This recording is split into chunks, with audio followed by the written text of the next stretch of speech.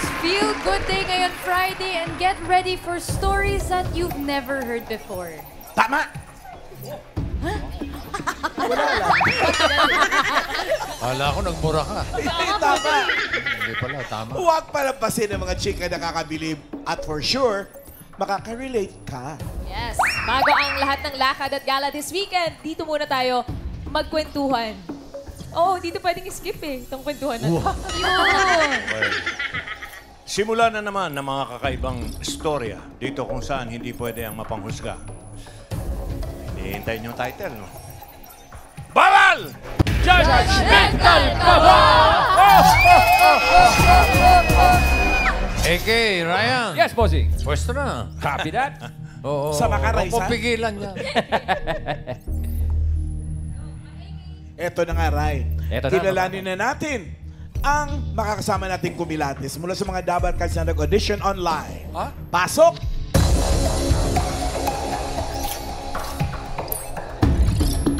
Uy, Hello, Dabar Cats!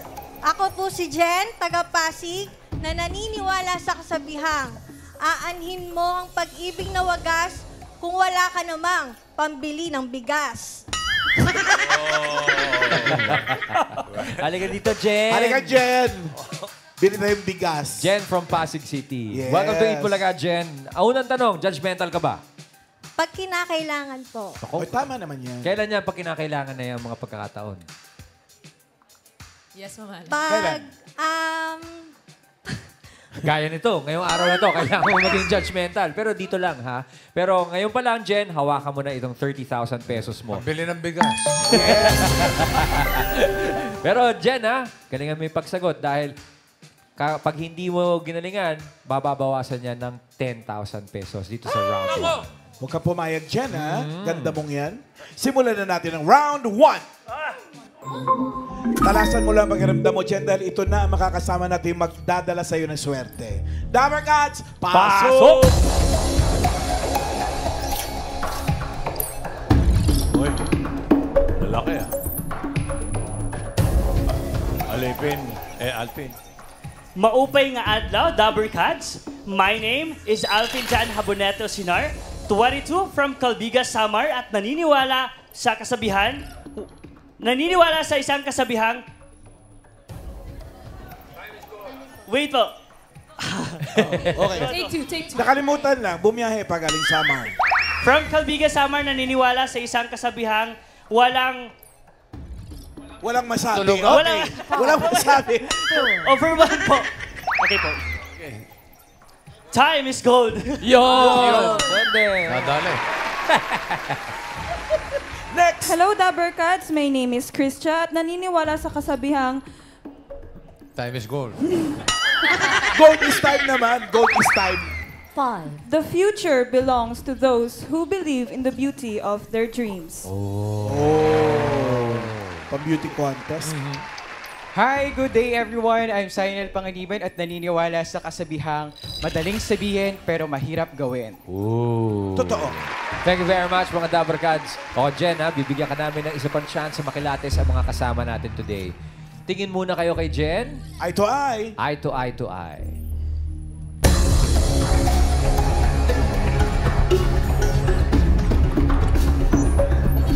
Jen, ngayong nagkatinginan na kayo ng mabuti, dito sa Round Bot, alamin na natin ang tanong! Ang tanong. Ang tanong!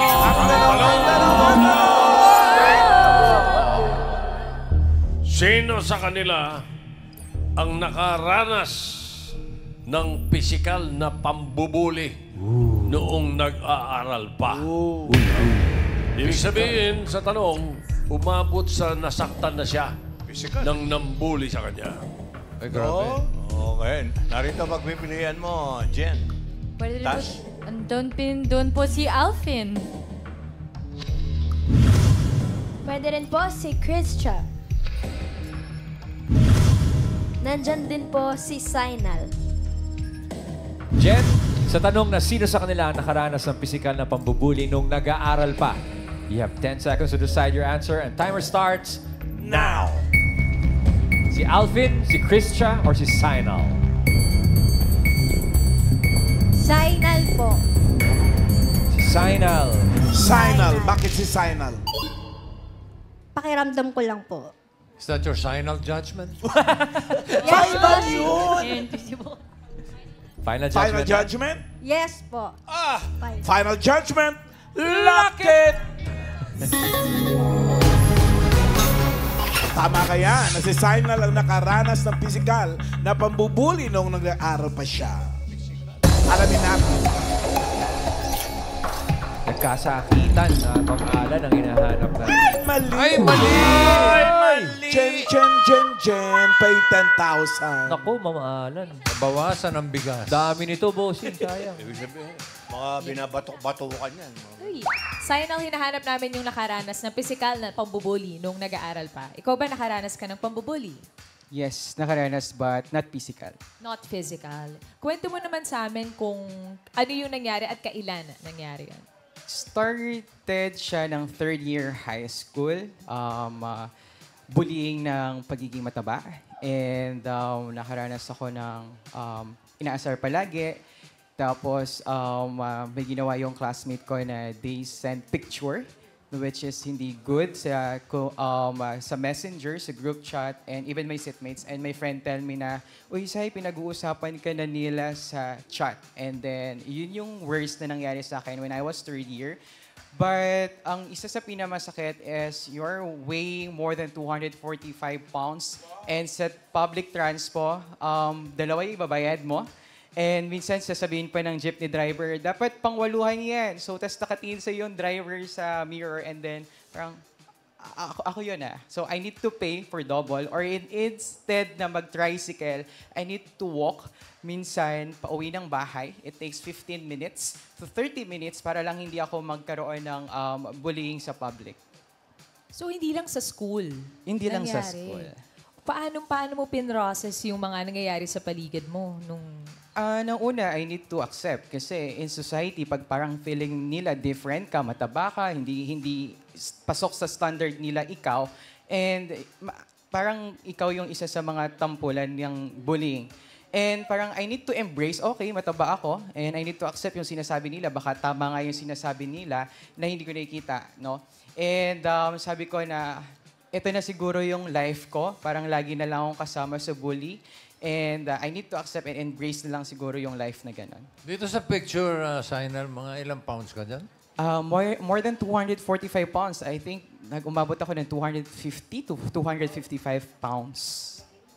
Yung bullying na na-experience mo nun, Sinal, naka-apekto ba yun sa self-esteem mo? Yes, actually, minsan parang ayaw mo na mag-picture. Tapos pag sa Facebook, ayaw mo ipakita yung buong katawan mo. Parang picture lang ng face mo or cartoons yung profile picture mo. And yun yung, minsan kahit magdamit ka, ayaw mo nang lumabas. Kahit maganda yung damit mo, parang ang pangit, parang yun na po. Sinal, umabot ba sa'yo yung pag nagse-selfie ka, dalawang cellphone ang dala mo? Opo.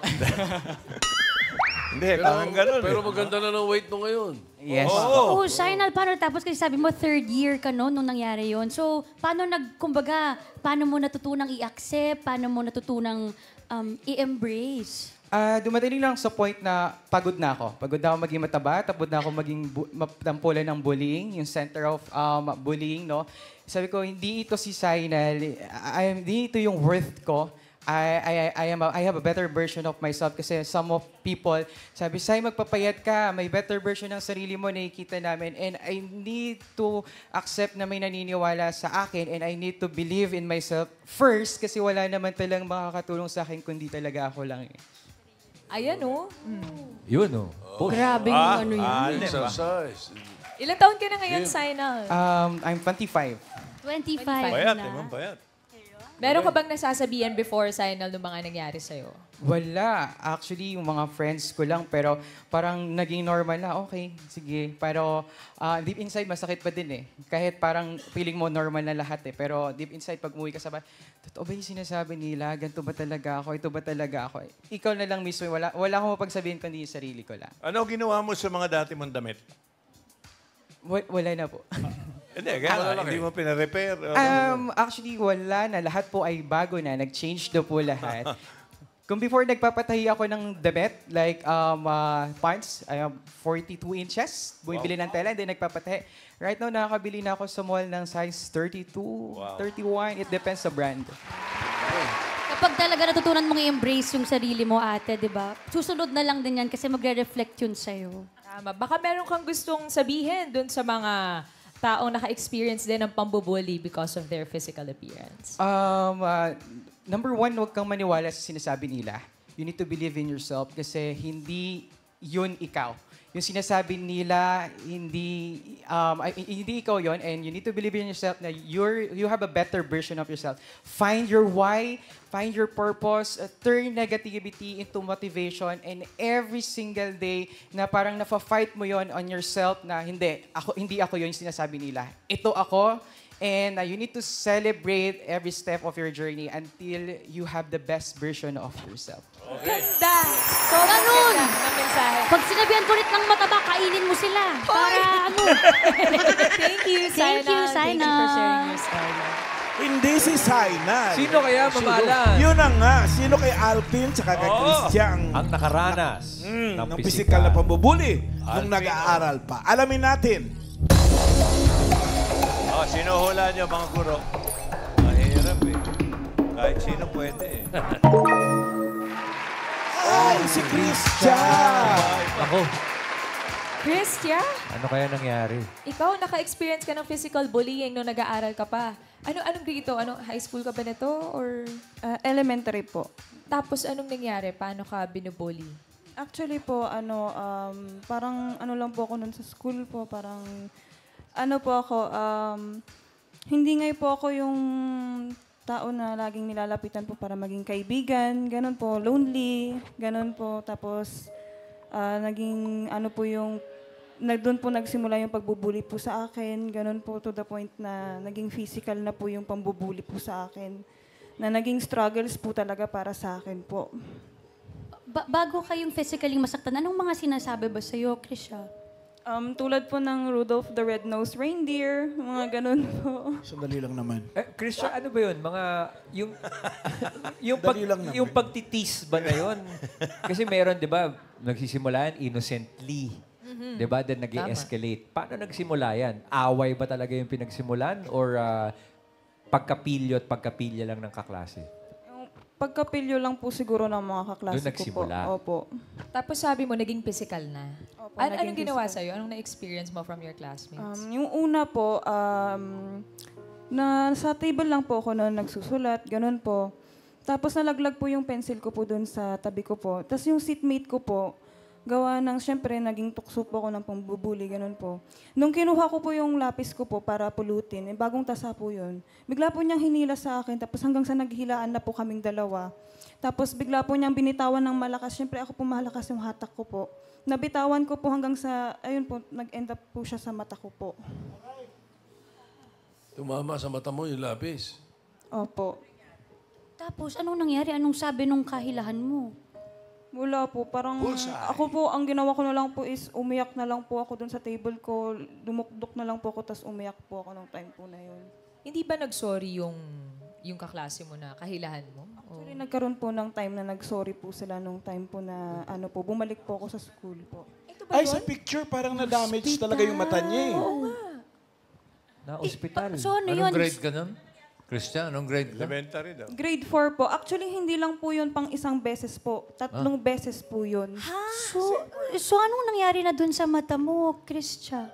Na-operahan po. Ay, ito yan. Ilang taon ka dito sa picture na to? I don't remember, pero 14 years old po or 13 years Pero old malaki po ako siya, niyan po. matangkad. Malaking babae. So na-operahan yung right eye mo? Anong opera yan? Cornea transplant po. Ganun kalala.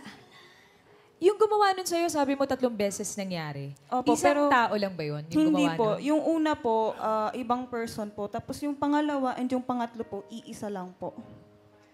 Ano naman ginawa? No?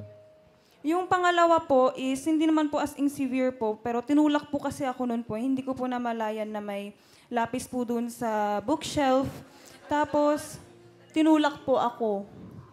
Lalaki, babae yan? Lalaki po. Parehas po, both. Anong pangalan niyan? Mahanap nga. Hindi. Pero sinong napagsabihan mo nun? Teacher mo, mga nakakita sa'yo nung mga panahong yun? Opo, yung teacher ko po. Kasi diniretso po ako sa clinic din po nun ang nangyari po yun. Yung pangatlo naman, Yun na po yung Krista, pinaka-severe po anong talaga ginawa po. naman sa'yo? Nakaupo lang po ako sa table ko po, minding my own business. Tapos, bigla-bigla na lang po yung ballpen na hindi ko naman po alam na bigla na lang pong tatarak sa mata ko po. Itatarak mismo sa mata mo? Opo, siya po yung mismong, nagulat na lang po ako na wala naman po akong ginagawa sa kanya. Bigla na lang po niya talaga as in, ginanon po as in. Anong ginawa, Kristia, sa school ninyo? Nung ni-report ba yan? Meron bang mga actions na ginawa? Yes po, ni-report po. Tapos, ang mistake lang po kasi nung time po na yun is, nung nasa clinic po ako noon, hindi po tinawag yung parents ko po. Tsaka lang po nila sinabi na nadisgrasya na po ako nung sinundo na po ako ng parents ko po nung time po na yun. Anong reaksyon ng magulang mo nung nalaman nila yun? Nalaman po nila, syempre nagulat po sila. Bakit ganun po yung nangyari? Dapat sana hindi po sana pinabayaan po. Kasi lumabas po yung side effect po after 3 months lang po. Krisha, anong feeling mo tuwing umaga, di ba papasok ka sa school, tas alam mo na gano'n yung mga sitwasyon na mapupuntahan mo? Anong siniset mo sa utak mo? Ang ko na lang po is mag-aral po ng mabuti para makapagtapos po. At saka ngayon, mayroon ng batas na bawal ang pambubuli. Noong panahon na yun, wala pa, no? Ngayon, bawal. At talagang medyo mahigpit ang mga ang penalties. Ba't hindi ipagbawal ang lapis tsaka ballpen? Kailangan yun, Miss Joey. Christian, nag-sorry ba sa'yo yung mga taong gumawa nun sa'yo? Hindi po, hindi ko na po sila nakaharap. Pero ang humingi po ng sorry is yung school po. Sila na lang po yung Baka humingi. nandito yung mga teacher. Tingnan mo. Paano yun ikaw kung hindi ka nakatanggap ng sorry, sila ba? Napatawad mo naman. Kasi syempre, ang hirap nun ate, ha? Oo, no? Actually po, hanggang ngayon nagsastruggle pa rin po ako dahil po sa nangyari po. Sobrang labo pa rin po ng mata ko. At saka, sa ngayon po, hindi ko pa rin po talaga kaya magpatawad. Kasi po, ang laki ng insecurities ko po pagdating sa eyesight po. Sobrang labo po kasi ng mata ko po. May kinakausap ka ba na doktor? Professional. Opo, kinakausap naman po ako. Pero hanggang ngayon po kasi, meron pa pong tahi. Yung mata ko po, hindi pa po pwedeng tanggalin po. Kasi hindi po siya yung kusang natutunaw po na ano. May epekto din sa mental health yan, di ba? Meron ka bang psychiatrist na Wala po. baka makatulong to approach a professional para mas maintindihan, maproseso at matanggap at makamove forward ka dun sa hindi magandang nangyari sa'yo, Kristia? Kasi hanggang ngayon, dala-dala pa rin yan. Tama. Kristia, baka meron kang gustong sabihin bilang nakaranas ka ng physical bullying dun sa mga taong nang bubuli naman. Sa mga nang bubuli po, think twice bago po mangbuli kasi hindi nyo alam yung pinagdadaanan ng isang tao na binubuli nyo. Kaya isipin nyo bago nyo gawin yung pangbubuli. Thank you, Krisha. Thank you for sharing your story, Kristia. Kausapin din natin si Alvin. Ako kasi nakausap ko na, kaya alam ko na yung totoong gusto niyo sabihin maliban doon sa time is gold. Ano daw pala? Walang imposible sa taong may diskarte. Ayun. Yun pala ang gusto niyo sabihin kanina. Pero si Alvin kaya, ano kayang pambubuli? Ano Oo experience? nga. Nakaranas ka ba, Alvin, ng pambubuli? Yes po. That was during grade 7 journey po. Since it was my first year po, malayo po sa hometown namin. Kalingunan, and then kailangan mag-travel papuntang Calbiga para makapag-aral. So, yung time na yun kasi, nag-iba yung environment ko kasi nung nag-aral ako, nagsimula ako ng high school, parang yung environment ko nag-iba. Yeah, nag-iba kasi nga yung mga magulang ko malayo na sa akin. Nag-decide sila na magkaroon ako ng boarding house in which kinakasya ko lang yung 100 pesos a week po.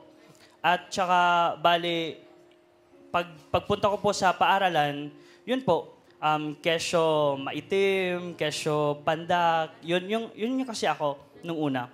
So, bale, nung time na yon, parang mas gusto ko na hindi na lang pumapasok sa paaralan. Like, nagka-cutting ako nung time na yon kasi ayoko makita yung mga kaklase ko. Tapos, para hindi ko sila makita, pumupunta ako sa, or nagsistay ako sa boarding house, ganon, or pumupunta ako sa ibang lugar. Kasi nga, although masakit yung physical na pambubuli, pero alam naman nating lahat na mas masakit yung emotional din, di ba? Dadalhin natin yan sa pagtanda. Ngayon nga, naiisip ko pa. So, yun po yung pambubuli sa akin. Parang simple lang siya, pero yun yung naging fuel ko para mas maabot ko at mas maibigay ko yung para sa pangarap ko. Ginawang motivation ni Yes Alvin. po. O Alvin, baka may mensahe ka na lang din yung sa mga nabubuli katulad mo. Sa mga nabubuli katulad ko, alam kong masakit, pero kailangan nating mag-isip in a positive way kasi tayo lang din yung masasaktan kung magpapa-apekto tayo. So, gawin rin nating fuel, sabi ko nga kanina, kasi kagaya ko, ginawa ko yung kakaiba kaysa sa magpaka-apekto at nakuha ko yung mga pangarap at mga goals ko hanggang sa pagkatapos ng college po. At dahil sa hindi siya nagpa-apekto, alam niyo bang si Alvin ay magna cum laude? Wow! At kasama siya ngayon ng mga bisita natin from Gabay Guro. Congratulations, Alvin, at napagtagumpayan mo ang inyong mga bully. Sana bilang guro, ikaw rin ay ma-prevent mo pa ang may marami pa mga batang mabuli. So ano ulit yung kasabihan mo? Yung kasabihan ko ay, walang imposible sa taong madiskarte. Yun. Walang imposible. So, ikaw, okay ka na ngayon, Alvin? Okay na po kasi overwhelmed po ako kanina kasi first time ko po sa national TV at from summer pa po ako. Yeah. Yan po. Christian, taga-saan ka? Alvin. Taga-saan ka ang lugar? Taga Baguio po. Taga Baguio. So, doon ka umuwi. Okay. Sige, kasi pinag-usapan namin dito ng Itbulaga. Isi-set up ka namin sa mga sa psychiatrist para matulungan ka. Sagot namin namin yun, ha? Hanap kami sa Baguio. Thank you po. Okay. Importante yan para maka-move on ka na. Okay. Thank you very much, Alvin, Krisha, and Siren. Maraming salamat. At teka muna, Jen, napasarap ang ating mga kwentuhan. So, Ma'am Alan, wala muna tayong round 2. So, buong-buo ang iyong 20,000 pesos. Maiuwi mo na yan, Jen. Sa'yo na yan. Congratulations, Jen. Thank you, Jen. Congratulations. Maraming salamat sa mga Dabarkads na matapang na nag-share ng kanilang istorya. Saludo kami sa mga gaya ninyo na nagawang bumangon, magpatawad at magtagumpay sa buhay sa kabila ng kanilang mga pinagdaanan. Ang bullying sa salita man o pisikal ay seryosong bagay, lalo sa taong biktima nito. Kaya tandaan, sa anumang pagkakataon, bawal ang bully.